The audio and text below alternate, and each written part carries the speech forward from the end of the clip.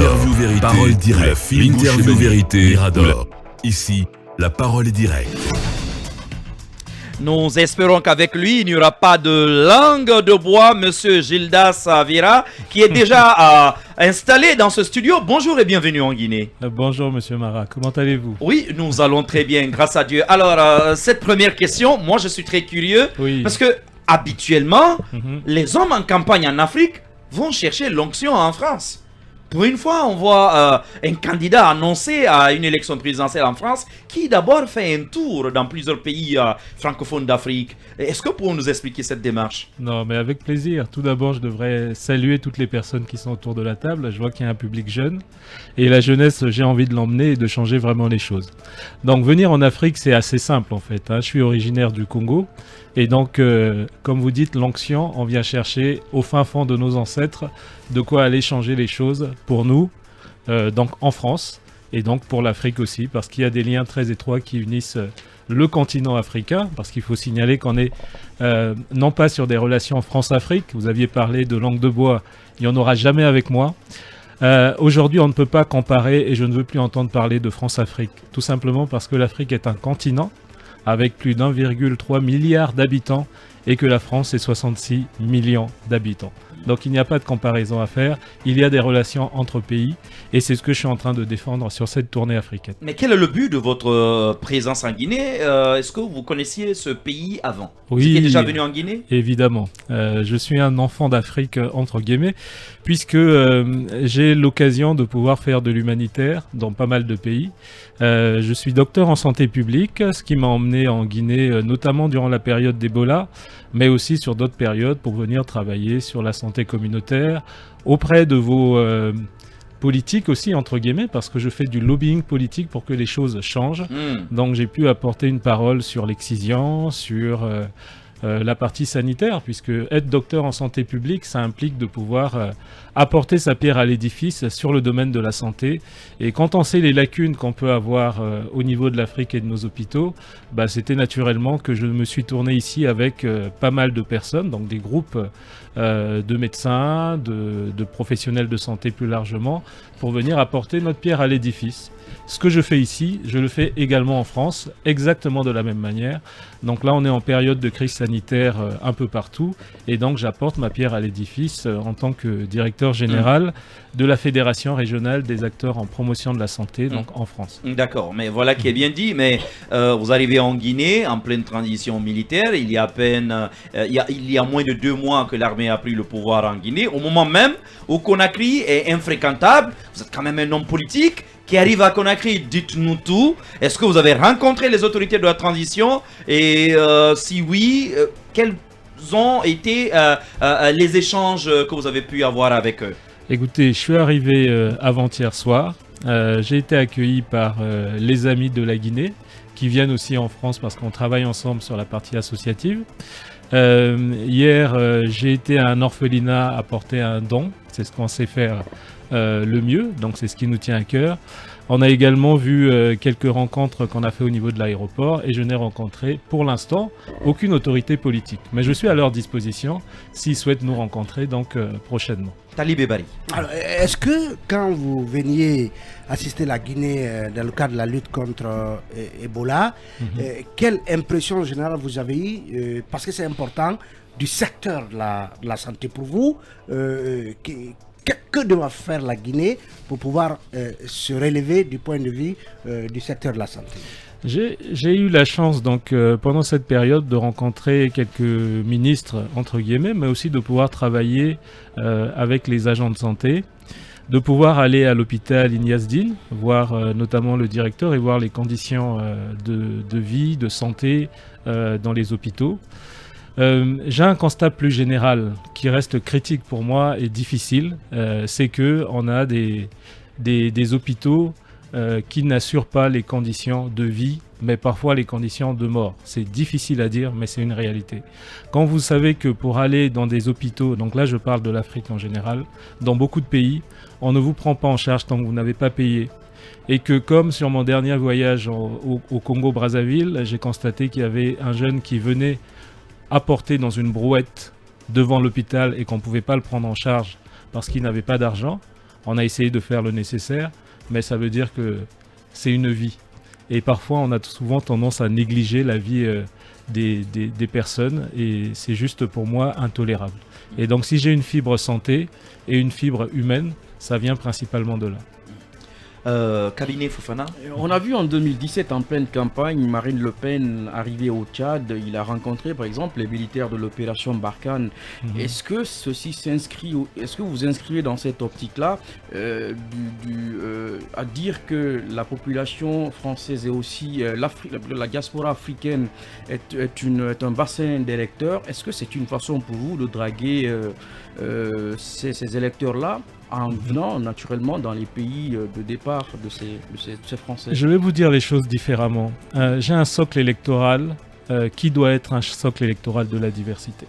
Lorsqu'on voit les conditions de vie en France des personnes de la diversité, lorsqu'on voit la manière dont un Éric Zemmour en France est en train de malmener l'immigration et les immigrés, lorsque des personnes comme moi-même, pour s'en sortir et pour évoluer dans la société française, j'ai eu à me battre alors que je suis français et grandi en France, je trouve qu'il y a des choses à pouvoir changer.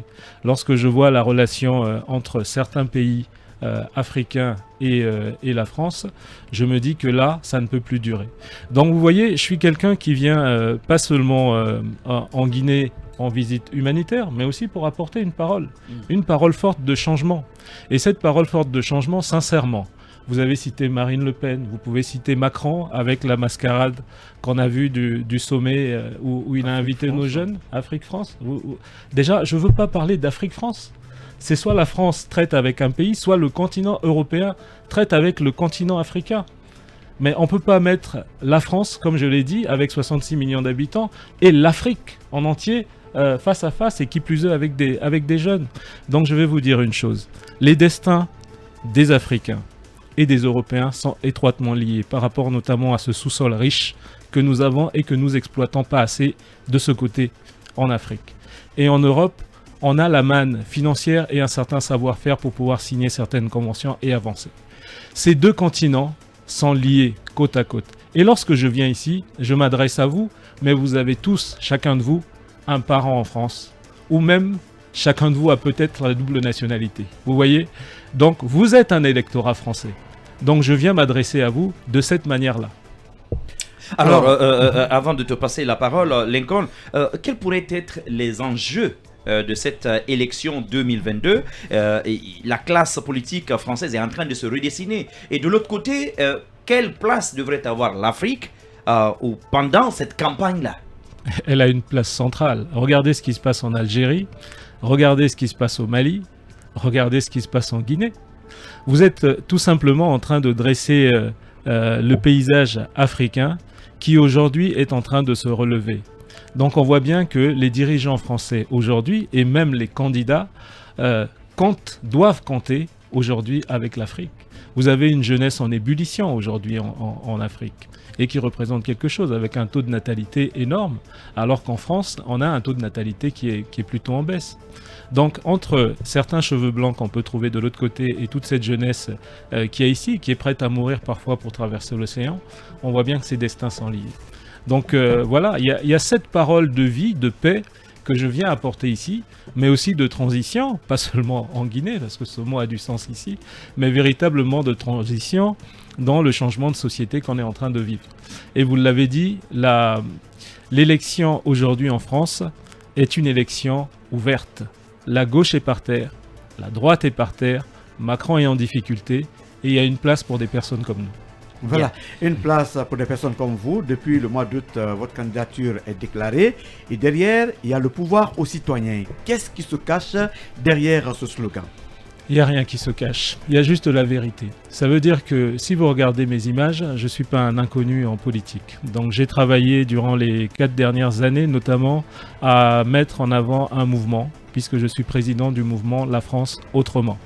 Très tôt, on a compris qu'il fallait faire autrement en France parce que nous sommes un pays en difficulté. Je parle évidemment de la France avec aujourd'hui en annonce. Alors les chiffres 2019 étaient à 9 millions de précaires, 9 millions de personnes en situation de précarité.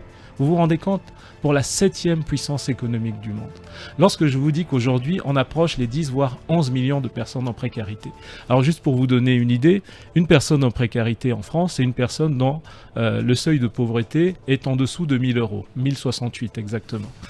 Et on a quand même plus de 6 millions de chômeurs. Lorsque vous avez ça dans la population française et qu'on atteint quasiment les 15% de personnes qui sont précaires, avec des chiffres qui annoncent que plus de 36% je crois de personnes sur les derniers sondages du Secours populaire, qui annoncent que 36% des personnes dans ces précaires n'ont pas à manger sur un repas, en tout cas ratent au moins un repas par jour, par rapport à la précarité. Pas parce qu'on n'a pas envie de manger, ça peut nous arriver. Et bien c'est grave. Pour une 7e puissance économique mondiale, c'est grave. Donc, nous souhaitons relever le pays. On arrive en disant on veut une 6e république, ça veut dire qu'on veut changer les choses, on veut changer des institutions qui ne fonctionnent plus. Évidemment, on ne va pas faire un coup d'État, mais en tout cas, si ce coup d'État, ça doit être une nouvelle figure démocratique qui arrive et qui a envie de redonner la parole aux citoyens et le pouvoir aux citoyens, eh bien, je suis cet homme-là. Et redonner le pouvoir aux citoyens, c'est quoi ? Ça veut dire qu'il y a un référendum qui existe, c'est l'article 11 de la Constitution française, qui n'est quasiment pas utilisé. La dernière fois qu'on l'a utilisé, c'était durant le traité de Maastricht, et en plus on l'a très mal utilisé. Donc ça veut dire que nous autres, nous arrivons pour pouvoir remettre ce pouvoir. Lorsqu'il y a des sujets majeurs, là on parle de passe sanitaire par exemple, pour ceux qui suivent un peu les informations, mais lorsque vous avez plus de 300 000 personnes dans la rue, à un moment donné, il faut demander l'avis à la population. Eh bien non, on impose. Et on ne peut plus. Donc on a besoin de pouvoir redonner ce poids-là pour pouvoir changer les choses. Alors, Mohamed Kaba. Alors, monsieur Vieira, vous savez, l'actualité chez nous en Guinée, c'est le changement de régime. Tout le procès Alpha Condé aujourd'hui n'est plus aux commandes de ce pays. Est-ce que d'abord, vous connaissez l'homme? Et secondo, quel sera votre message à l'endroit du CNRD, à l'endroit du président Alpha Condé, par rapport à son sort évidemment? Et l'autre point de la question, c'est par rapport aux immigrés en France. Il y a d'aucuns qui bénéficient soit de la carte vitale, et il y a d'autres qui n'ont que les CMU. Qu'allez-vous faire en tant que docteur en santé publique pour améliorer toute cette situation? Bon. En tout cas, les questions sont intéressantes et je vous en remercie vraiment. Il y a deux volets, donc deux questions, mais il y a une chose qui m'intéresse de vous dire, d'ores et déjà. Vous allez certainement me poser des questions, peut-être, qui sait, sur la Guinée, sur la transition, sur le coup d'État, sur la situation avant. Je suis assez informé. Mais j'ai envie de vous dire une chose. Je milite pour le droit des peuples à disposer d'eux-mêmes. Je ne peux pas venir dans un pays, même si je suis président français, pour venir donner mon avis, donner des leçons. Non, la France est un pays autonome et la Guinée est un pays autonome. Vous disposez, nous disposons du droit des peuples à disposer d'eux-mêmes. Et donc cette indépendance nécessite le respect de chaque pays. Et c'est dans ce respect que je suis en Guinée. Donc l'idée pour moi, ce n'est pas de donner un avis par rapport à la politique guinéenne, c'est de pouvoir constater, en tout cas, ce qui m'intéresse, c'est les droits de l'homme. Tant que les droits de l'homme sont respectés, ça c'est international, je m'inscris complètement dans les différents changements tant que les personnes se retrouvent démocratiquement et dans les droits de l'homme. Ça c'est une première partie.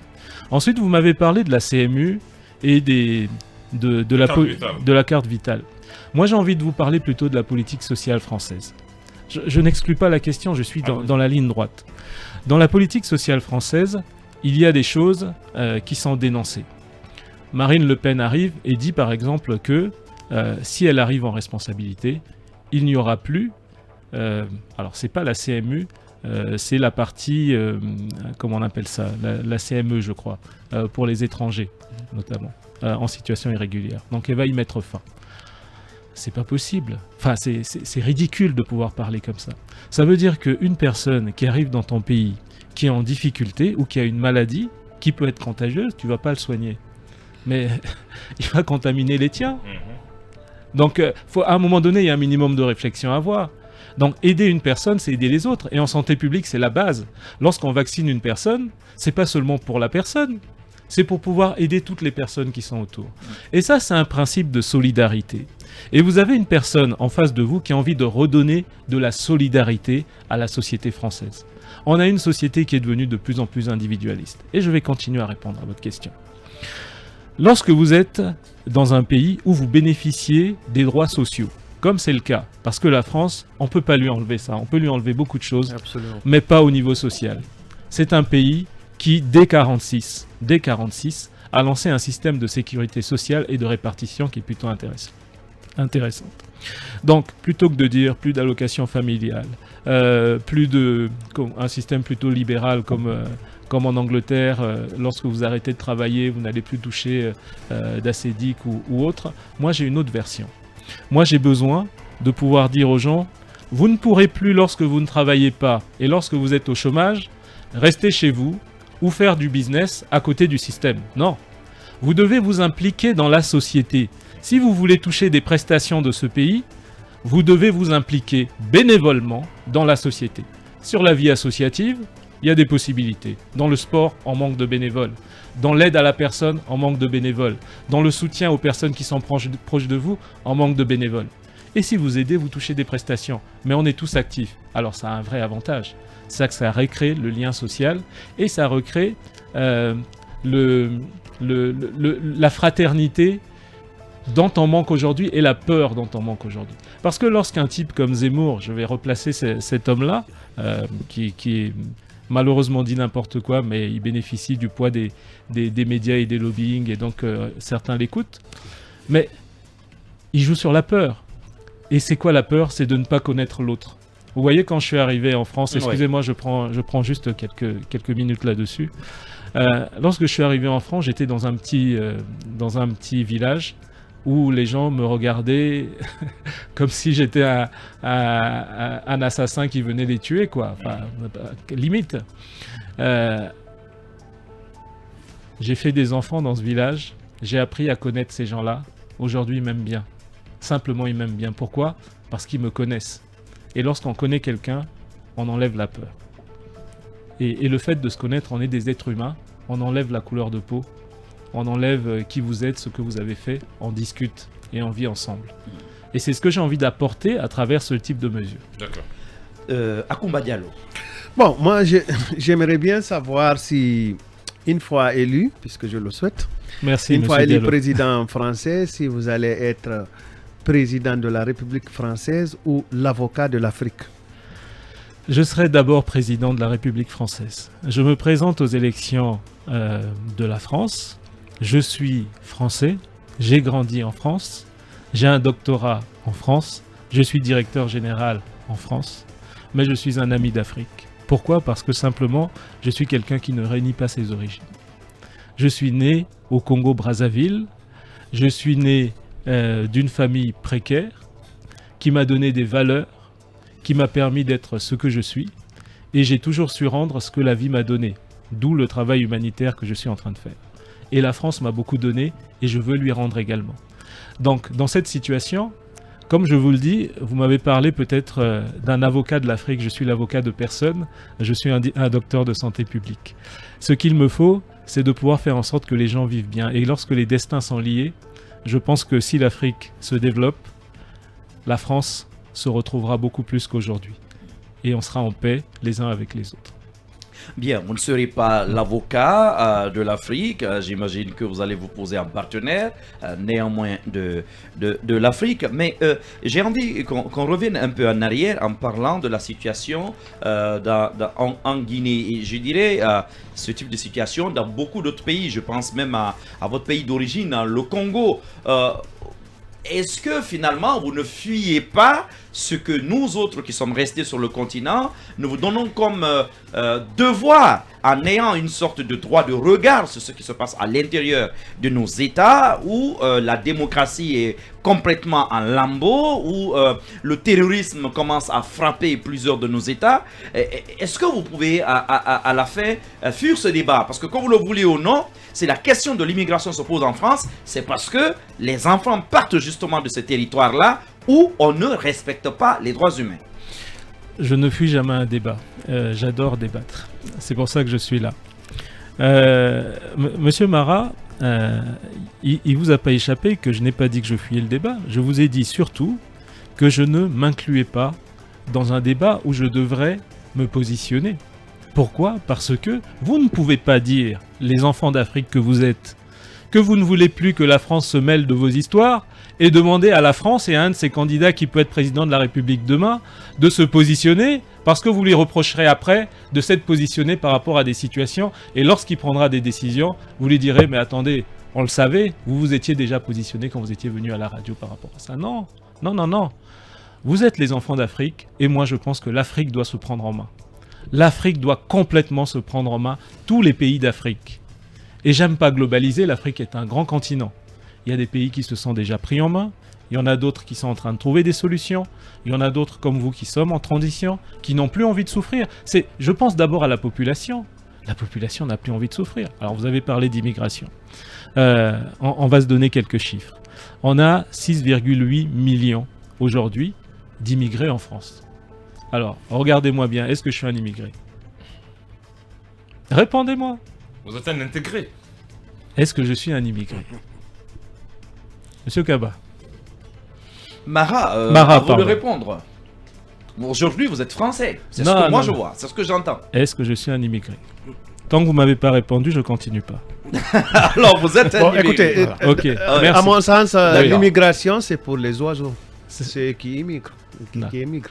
Les oiseaux émigrent, les hommes immigrent. Pour moi, j'aime pas trop cette expression quand je parle des hommes. D'accord. Bah, je vais vous répondre. Je suis un immigré. C'est ce que je réponds à ceux qui m'interpellent en France. Je donne des cours de santé publique, entre autres en fac de médecine et à d'autres facs. Et lorsque je leur présente l'immigration, aujourd'hui, ce mot caractérise surtout ceux qui arrivent en bateau en France. Or, des gens qui sont nés ailleurs, comme moi, et qui arrivent en France, nous sommes des immigrés. Donc je serai toujours un immigré D'accord. en France. Par contre, je vais finir, être un immigré en France, lorsque je vous cite le chiffre de 6,8 millions, ça veut dire quand même que dans ces millions, qui représentent que 10% de la population française, que 10%, il y a 47% qui sont des Africains, et dans ces 47%, il y a 12,5% qui sont de l'Algérie et 12% qui sont du Maroc. Ça veut dire que la population noire, entre guillemets, de la France ne représente pas grand-chose. D'accord. Par contre, elle est très visible par rapport à la couleur et donc certains peuvent se permettre de pouvoir extrapoler. Merci. Donc, c'était Gildas Vieira, le candidat à la prochaine élection présidentielle en République française. Merci à toute l'équipe qui a constitué un mirador de ce jour. Alpha Diaoune, le smart, voilà, Alpha Diaoune. De l'autre côté, Wally Design qui était à la manette côté technique. Merci à chacun d'entre vous. Surtout, ne quittez pas parce que dans un moment, vous avez droit à un rendez-vous avec l'information. Mirador, la grande messe de l'investigation journalistique, la plus grande tribune politique de la Guinée. Avec Aboubacar Diallo, Talibé Bari, Mohamed Mara, Mamadou Ouri Diallo, Akoumba Diallo, Kabinet Fofana, Mamadou Diambalde. Mirador, la grande messe de l'investigation journalistique, la plus grande tribune politique de la Guinée. Avec Aboubacar Diallo, Talibé Bari, Mohamed Mara, Mamadou Ouri Diallo, Akoumba Diallo, Kabinet Fofana, Mamadou Diambalde.